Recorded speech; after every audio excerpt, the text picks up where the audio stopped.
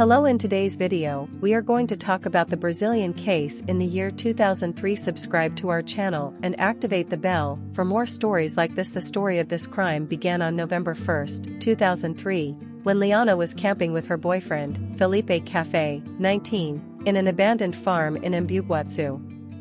The young woman had told her family that she was going to spend the weekend in Ilhabela with a youth group from the Israeli church, while Felipe had said he was going camping with friends. That day, the couple was approached by Champagne and Paulo Cesar da Silva Marques, known as Pernambuco. Initially, they intended to rob the two boyfriends, but they figured they were rich and decided that kidnapping them might be more profitable. The criminals then took Liana and Felipe to Antonio Caetano da Silva's house and kept them there as hostages, with the help of Aguinaldo Pires. During the night, Liana was raped by Pernambuco, while Felipe was held in another room. Felipe told the criminals that his family would not have money to pay the ransom, so he was taken to the woods and executed by Pernambuco with a shot in the back of the head. Liana was taken to Antonio Caetano's house, where she was raped several times by Aguinaldo, Pernambuco, and Champagne. At this point, Liana's father had already found out that she had gone camping with her boyfriend and had called the Special Operations Command, COE, because he feared that they had gotten lost in the woods. The COE agents found Liana's wallet, cell phone, and the couple's clothes. Champagne's brother, who did not know about the kidnapping, alerted him about the movement of police officers in the woods, and, on November 5, the boy took Liana to the same woods where Felipe had been killed. There he tried to cut her throat, but when he couldn't, he hit her back and thorax with several knife strokes.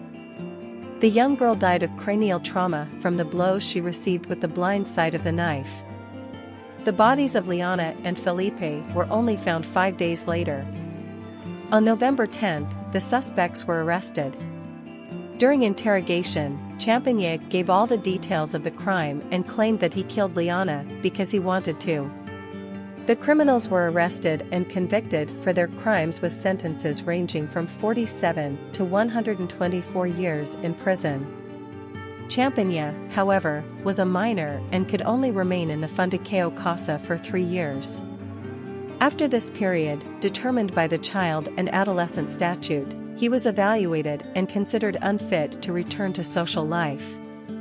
Thus, the court established that he would have to comply with a protective measure of psychiatric treatment with restraint, which, sometime later, was transformed into a civil interdiction, and Champagne is still at an experimental health unit, created precisely because of cases like his.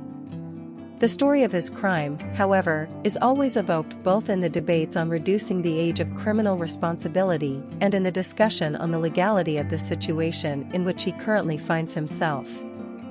The popular clamor for tougher sentences for minors who commit heinous crimes and the enormous repercussion of his crime have made his release, after he turned 21, inconceivable.